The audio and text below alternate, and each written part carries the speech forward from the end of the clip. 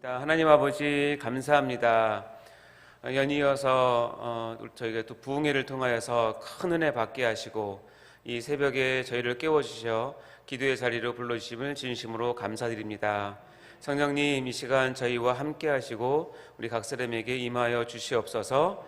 하늘문을 여시고 귀한 하나님의 은혜를 베풀어 주시옵소서. 감사드립니다. 예수님 이름으로 기도하옵나이다. 아멘. 오늘 같이 나눌 하나님의 말씀은 요한계시록 1장 13절부터 16절 말씀입니다. 신약성경 399쪽에 있는데요. 요한계시록 1장 13절부터 16절 말씀입니다.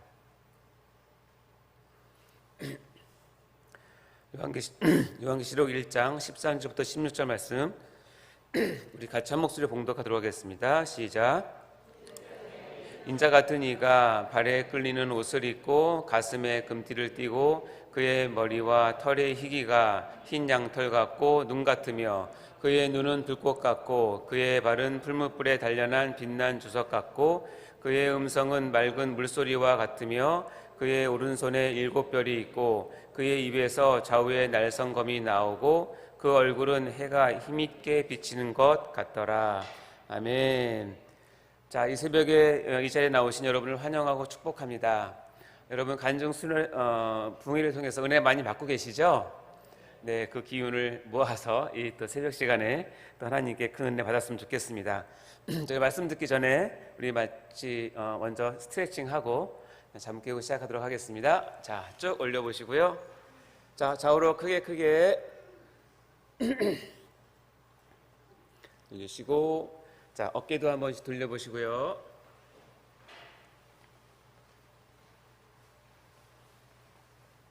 자, 목도 한 번씩 돌려보세요.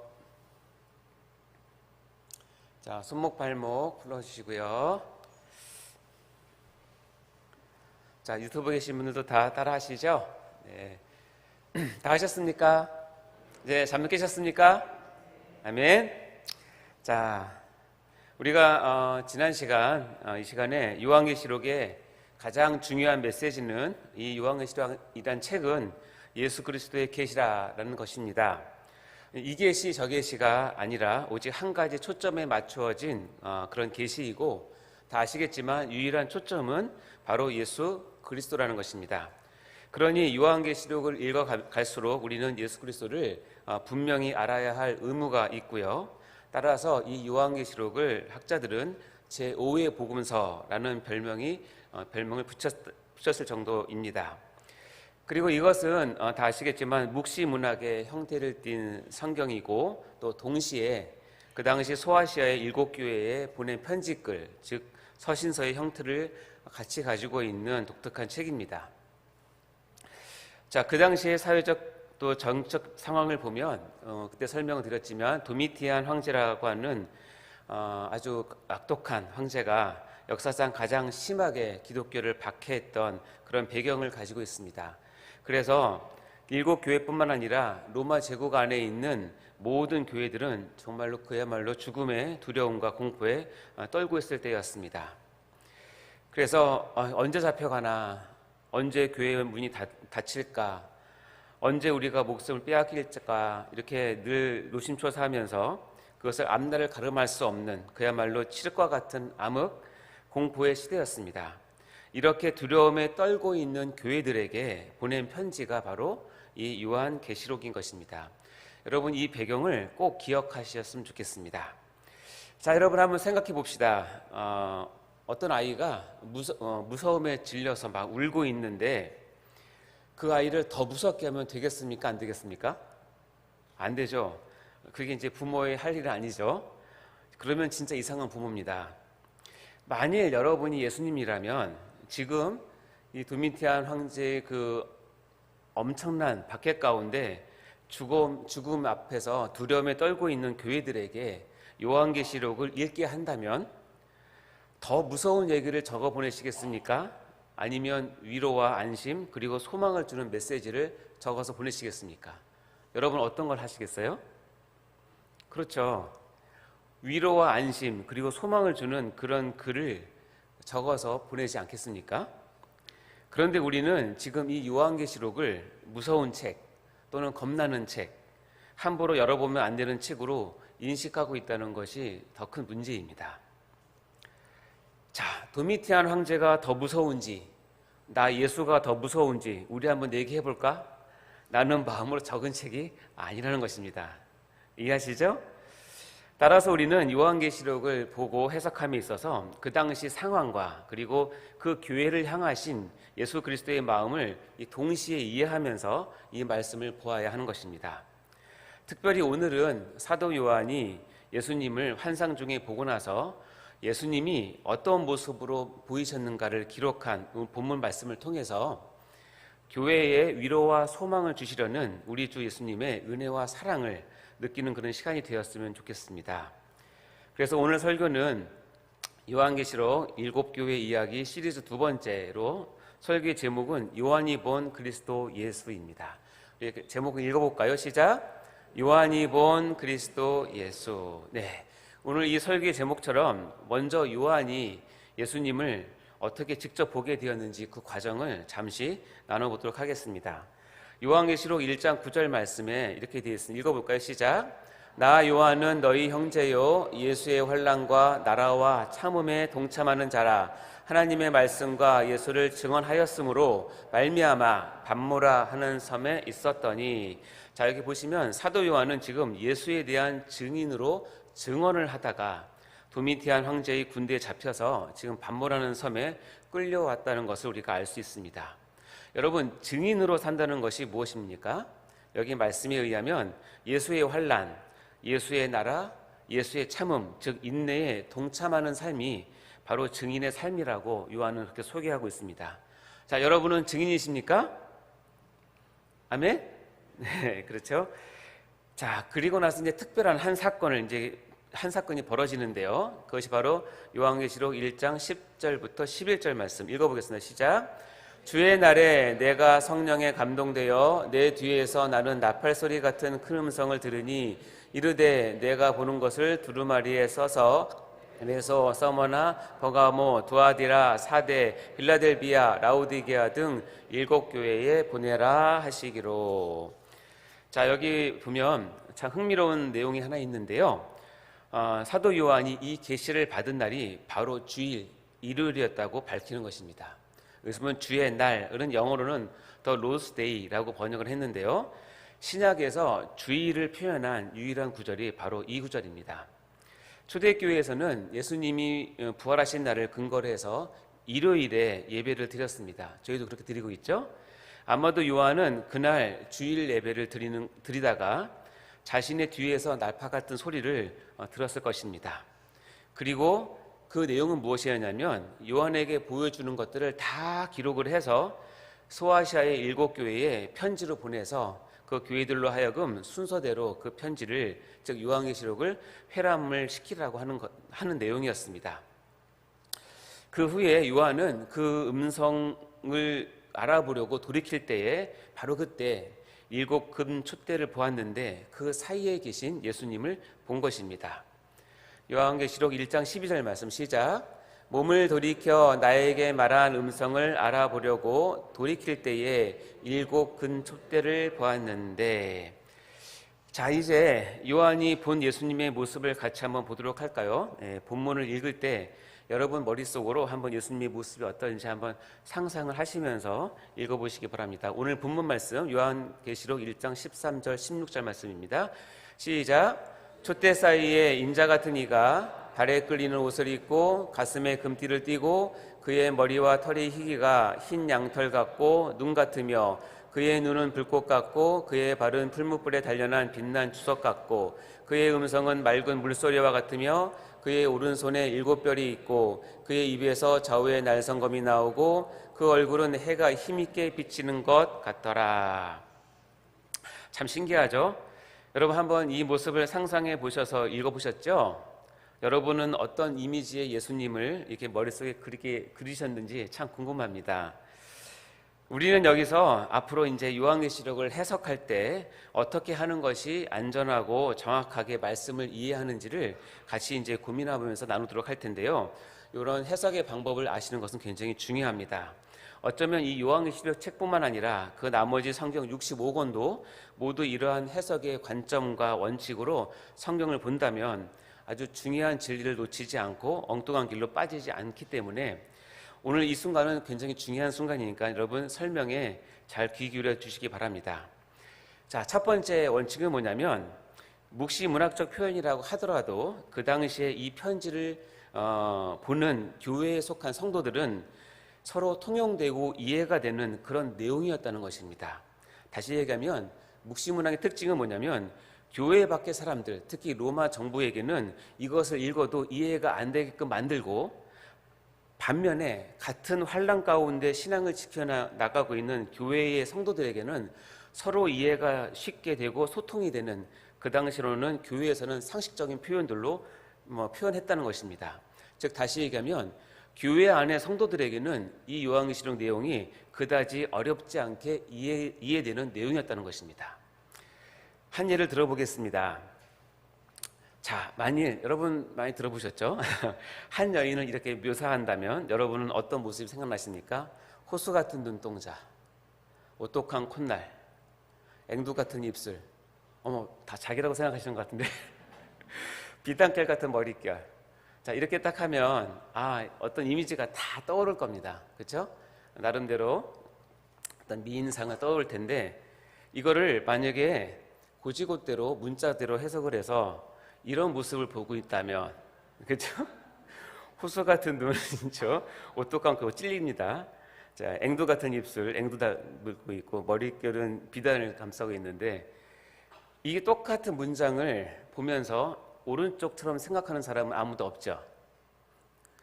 이것은 상식이잖아요. 요한계시록도 이런 내용들이 있지만 상식적으로 표현하지만 우리의 상식에서는 이것은 이런 걸 뜻하는 거라고 하는 것을 다 알고 있는 내용입니다. 따라서 요한계시록은 어려운 책, 복잡한 책, 신비로운 책이 아니라 우리가 그 당시에 살고 있지 않기 때문에 지금 그것을 해석하는 데 어려울 뿐이지 그 당시에는 이것을 읽으면 그렇구나 하는 것을 알 수 있는 아주 상식적인 내용이라는 것이죠. 대신에 교회 밖에 있는 사람은 모릅니다. 왜냐하면 이 언어들이 교회에서만 통용됐기 때문에 그렇죠. 자, 요거 이해되셨죠? 자, 그러면 요한이 본 예수님의 모습을 한번 보도록 할까요? 제가 옆으로 쭉 정리해놨습니다. 촛대 사이의 인자 같으니 발에 끌리는 옷, 가슴에 금띠, 머리와 털은 희기가 양털과 같고 눈과 같고 눈은 불꽃 같고 쭉 나오지 않습니까? 발은 또 오른손에 7뼈이 있고 입에서는 자유의 날성검이 나오고 그 얼굴은 해가 힘있게 비치는 것 같더라. 자, 이것을 보면서 여러분은 어떤 모습을 생각하셨습니까? 이것을 그냥 문자 그대로 세대주의적 해석이라고 하는데 문자 그대로 또는 근본주의적 해석을 하면 이거 그리면 이렇게 됩니다. 이게 예수님의 모습이라고 그러죠. 보시면 눈에서 불꽃이 있죠. 그다음에 머리카락은 흰 양털같이 되어 있죠. 오른손에는 별이 7개 들려 있죠. 입에서는 칼을 물고 있는 건지 이게 뭐 그렇죠. 7 촛대가 있고. 자, 옆에 있는 이것을 문자 그대로 갖다가 그림을 그리면 이렇게 된다는 것입니다. 이것을 보여주려고 예수님께서 요한에게 이렇게 보여줬을까요? 그렇지 않겠죠. 그런데 우리는 이것을 읽으면서 그냥 우리 생각대로 우리 기준대로 해석을 해버리면 오른쪽 그림과 같은 것을 보고 이것이 예수님의 모습이라고 착각할 수도 있다는 것입니다. 그렇지 않다는 것이죠. 이와 같이 이 문자적으로 본다는 것은 굉장히 또 위험할 수도 있고 또 너무 상징적으로 보는 것도 또 위험할 수도 있습니다. 그래서 이 가이드가 있다는 것을 여러분 반드시 기억하셔야 됩니다. 그렇다면 두 번째 경우가 있는데 많은 경우에서는 이 계시록은 구약에서 이미 표현된 내용들을 다시 끄집어 와서 사용하는 용례가 많기 때문에 구약 성경 특히 선지서를 잘 활용하면 엉뚱한 해석을 피할 수 있는 이점이 있습니다. 이것은 성경이 성경을 해석한다는 원칙인 것인데요. 이와 같습니다. 옆에 나와 있는 아까 읽었던 그 말들을 다 찾아보면 구약에 이미 다 나와 있는 내용이에요. 그러니까 구약을 모르고 요한계시록만 드립답하면 어떻게 되면 저 엉뚱한 방향으로 간다는 뜻입니다. 예를 들어볼까요? 촛대 사이의 인자 같으니, 이 인자 같으니는 다니엘서에 보면 이렇게 나와 있습니다. 내가 또 밤 환상 중에 보니 인자 같은 이가, 이 인자 같은 이는 메시아를 뜻하는 것이고 우리로 따지면 예수 그리스도를 뜻하는 것이죠. 다시 말하면 이제 인자 같은 이는 예수님이구나 하는 것을 구약적인 표현을 통해서 알려주는 것입니다. 그리고 두 번째 나오는 발에 끌리는 옷, 가슴에 금띠, 이것은 출애굽기와 레위기에 보면 제사장의 옷입니다. 다시 얘기하면 예수님은 이런 옷을 입고 나타난 게 아니라 예수님은 하나님과 우리 사이에 제사장적 역할을 감당하시는, 우리의 죄를 사하시고 우리를 하나님께로 인도하시는 그런 분이구나 하는 것을 표현한 내용입니다. 이해되시죠? 다음에 이제 머리와 털에 희귀가 양털 같은 것 다니엘서에 나오고요. 눈은 불꽃 같은 것 다니엘서에 나오고요.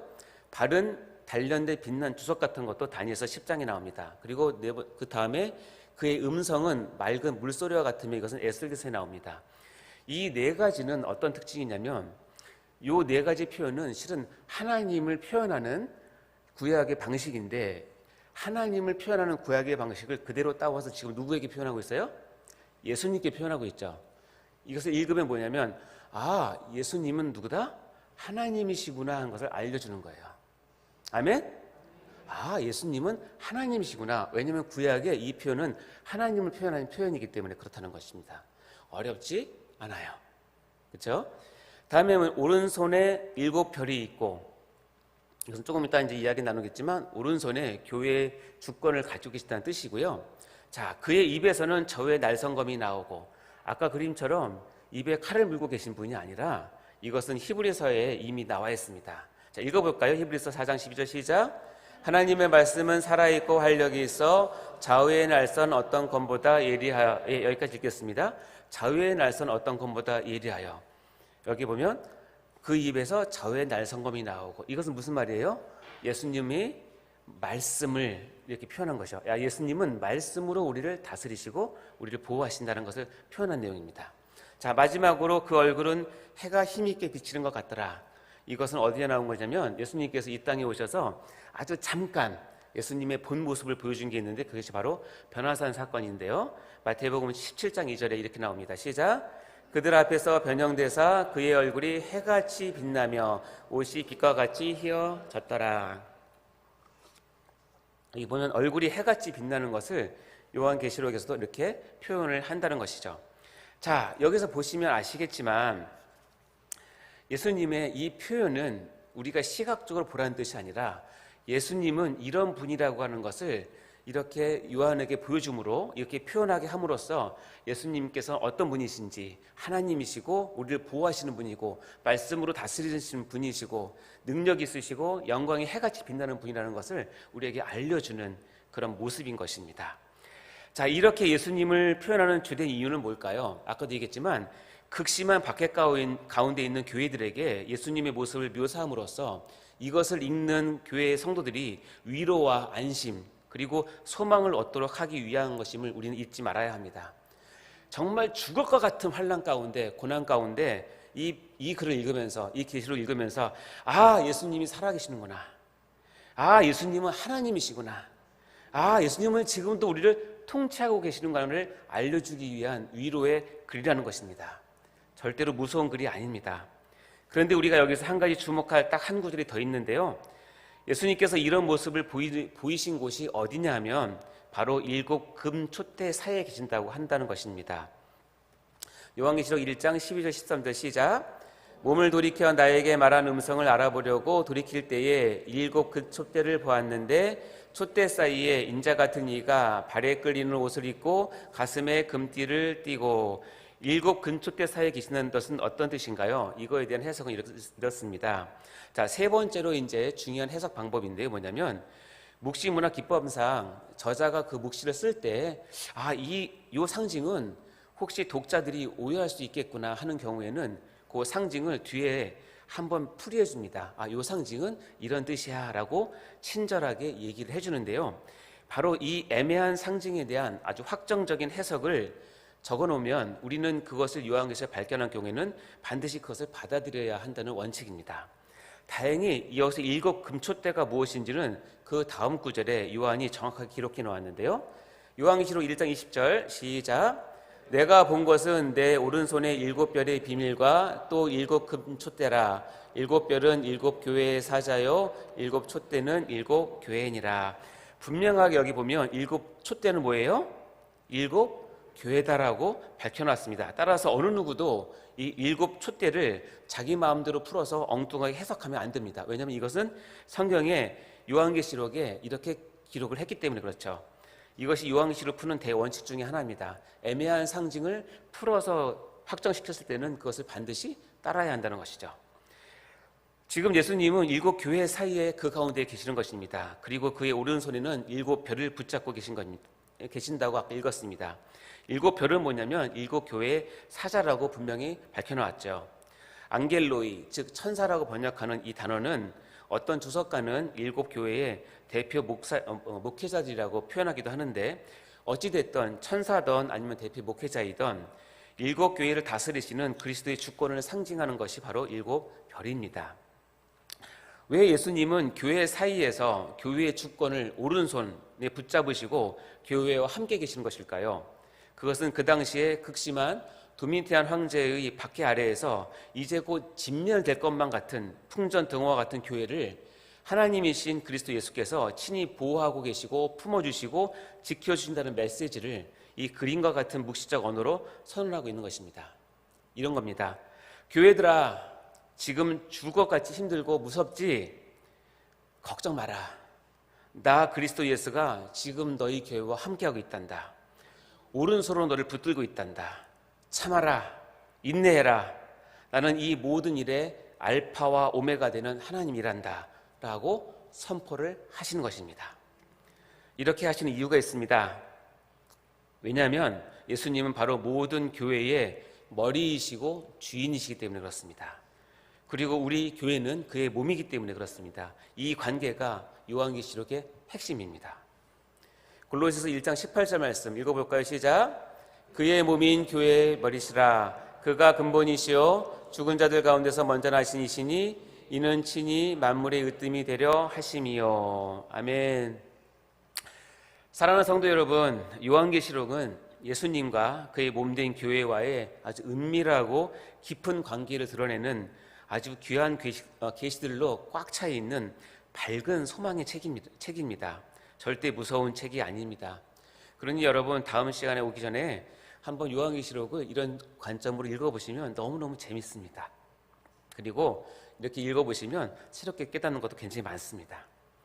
그리고 여러분이 어떠한 고난과 환난 그리고 궁핍과 가난 가운데 있다 할지라도 교회의 머리 되시는 그리스도 예수께서는 늘 우리 가운데 함께 거하시면서 절대 주권으로 우리를 보호하시고 인도하시는 하나님 되심을 믿으시기 바랍니다.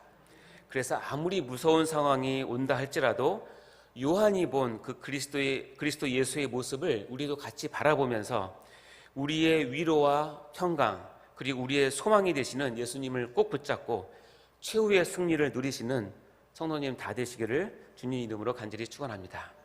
기도하시겠습니다. 하나님 아버지 감사합니다. 오늘 요한이 본 그리스도 예수의 모습을 우리 같이 나누었습니다. 우리의 주가 되시며 창조주가 되시며 하나님이 되시며 모든 능력이 계시며 아버지 또 우리에게 말씀으로 다스리시는 우리 하나님이심을 믿습니다. 우리가 이 예수님을 우리 고난 가운데 붙잡음으로 더욱 우리의 믿음이 굳건할 수 있도록 도와주시고 더욱 하나님께 더 나아갈 수 있는 믿음을 가질 수 있도록 축복하여 주옵소서. 우리 교회를 붙들어 주시고 지켜 주시옵소서. 감사드리며 예수님 이름으로 기도합니다.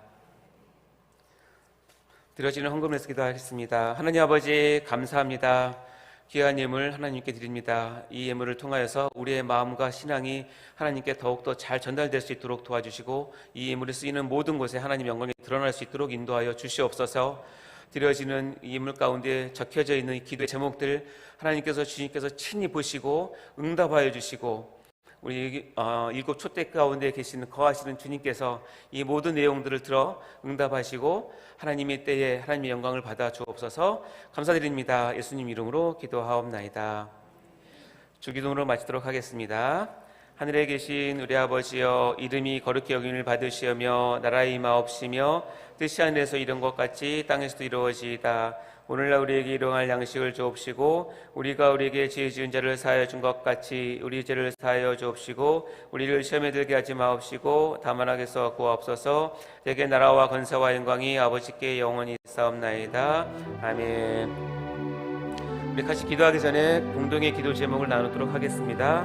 우리 담임 목사님의 건강과 숙명과 그리고 사역을 위해서 여러분 기도해 주시기 바라고요.